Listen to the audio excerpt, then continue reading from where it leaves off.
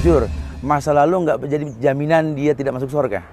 Karena yang penting dia mengerti bahwa dia punya Tuhan yang namanya Allah yang selalu membuka pintu tobat buat siapapun yang mau bertobat.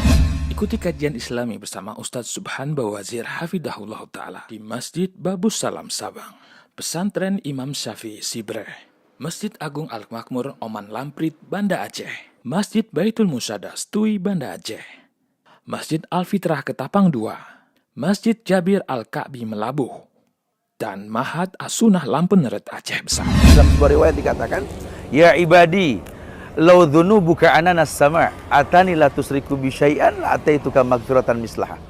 Nabi sendiri yang mengatakan, hadis qudsi Allah pernah berfirman bahwa, wahai hambaku, seandainya dosamu menjulang tinggi ba'awan yang paling tinggi, kau datang kepada Allah memohon ampun, selama kau tidak berbuat syirik kepada Allah, Allah akan datangkan ampunan setinggi dosa yang kau lakukan. Dahsyat.